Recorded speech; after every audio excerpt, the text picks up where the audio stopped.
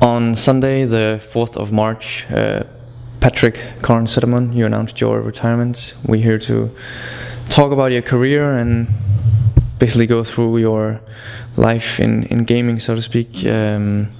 First of all, why did the retirement come now? I've been kind of thinking about it for a fairly long time now. Not necessarily a couple of years, but I think I really made up my mind in end last year after winning DreamHack, and I felt like starting to think what I want to do for myself in 2012.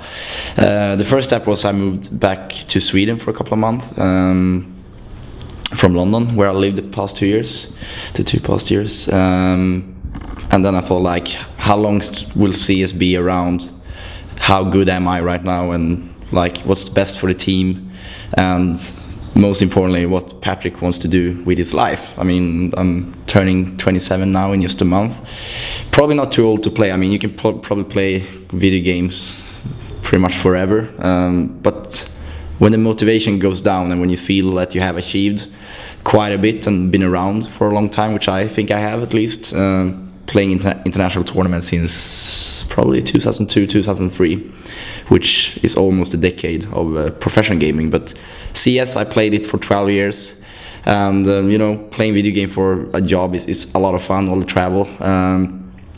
But I've not wasted my majority part of my 20s, but a lot of weekends has been away. A lot of evenings, most importantly, has been to CS, basically, because you practice in the evenings, and that can kind of ruin your social life in a bit. I don't regret anything that I got into gaming, but I just felt like overall that it's about time. New goals in my life, and about to relocate to Asia for a couple of months as well, and that would not be possible if I still was playing then. So yeah, a little bit of everything, but after all, a feeling of being a bit achieved and not having the same motivation I had anymore, and knowing the fact there's new talent coming in, new young players that are more hungry than I am, and I think I can still contribute with my experience and knowledge, being behind the team or being around the Fnatic organization and helping out new aspiring pro gamers. I think a lot of people want to know, like, what is going to happen for you now in terms of the future. You said you're gonna stay within the Fnatic walls and still work there, but what is the purpose of moving to Asia all of a sudden? And what's in the future for you? Next thing, actually only tomorrow, I'm gonna travel to Taipei and live there for a couple of months as an initial step going into Fnatic management, simply put it that way.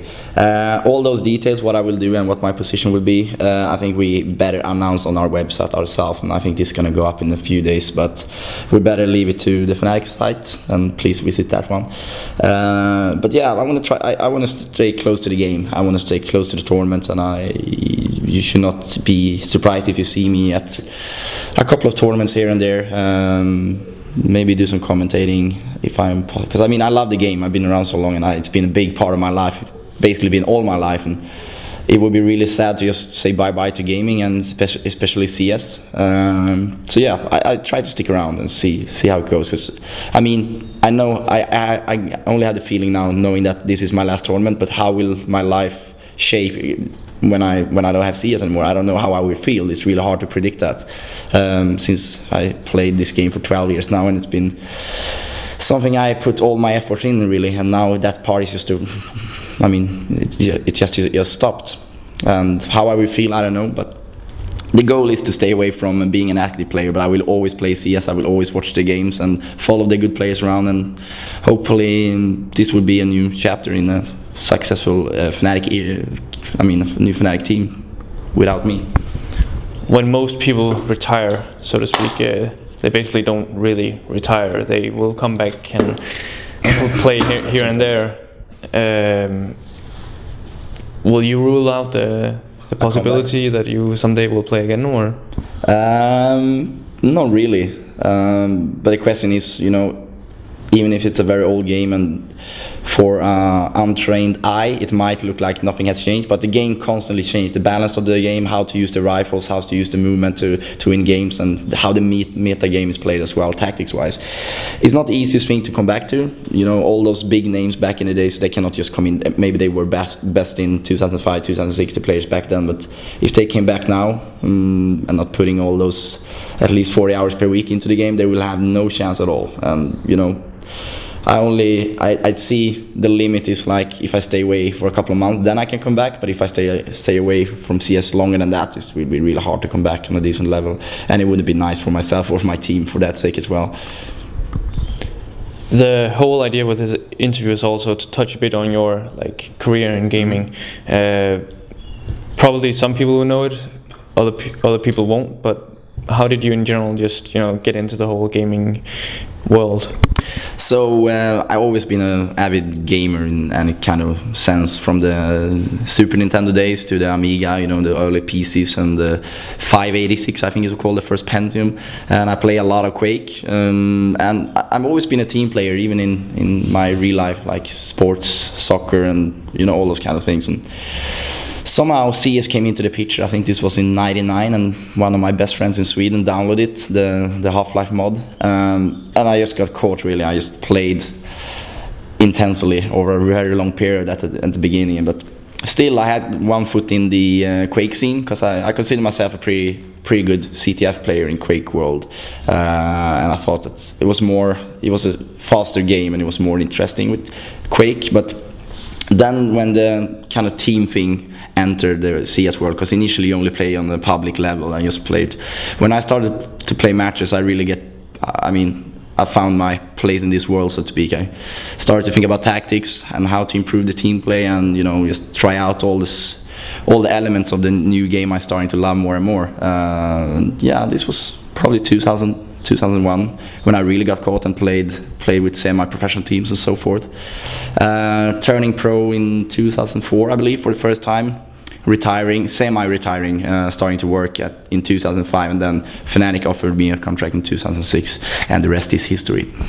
Some people will probably know you've played in some teams before Fnatic, something I would like to call the early days. Yeah. Teams such as Experience, Gamers New, Big Rip, Eyeballers. Talk us through a bit of this period in your career. Yeah, you mentioned all those teams, but it's kind of hard to even put a year to it when it happened, because it just felt like, I don't know, I just bounced around the waves of the semi-professional teams, and which team I really played for didn't really matter, and it was just about the players really. And starting playing with DSN is probably the most impactful thing in my career, when I found a player I love to play with, and someone that I think is fairly alike me. We have different sides and different, skills in one sense, but yeah, I started to play with Holly, I think it was in 2003, it was Experience SC.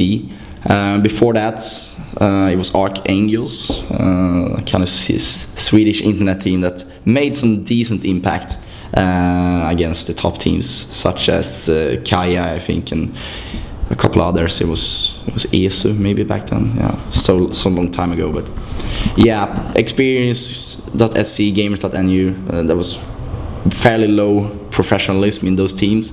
Starting to play for Big Rip and Eyeballers, that's when I started to make small amount of money at least, and I turned more like into a professional player, going to more events and representing sponsors, not only the team. So yeah, it's a bit mix of those teams, and it's really I have a hard time to even remember all the players I played with. But yeah, Experience, Gamers.nu, Big Rip, and Archangels, that's probably the earlier teams before teaming up with Fnatic in 2006.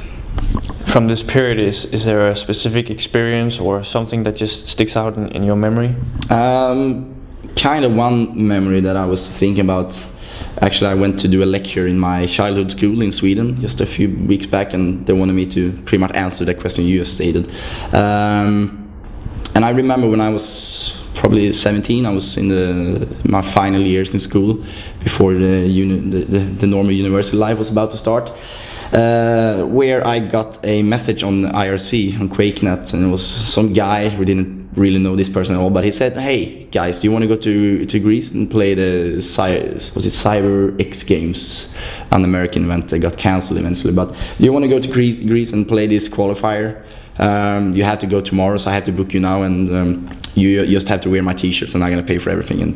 And we felt like, yeah, why not? Why, yeah, you can book the ticket, show it, send it to our email, and we'll go. And then I remember I was a bit nervous because my parents has always been supported, but they didn't really understand what was going on in my boy room when I was playing, like on which level and so on. But I remember I went to the dinner table and said like, "I'm not going to school tomorrow, Mom and Dad. I'm going to Greece." And they were like, "What? How did that work out?" So we went there, played Titans, the Danish team, in the final, which made us qualify to the Las Vegas finals, which we actually went to, but unfortunately that event was cancelled.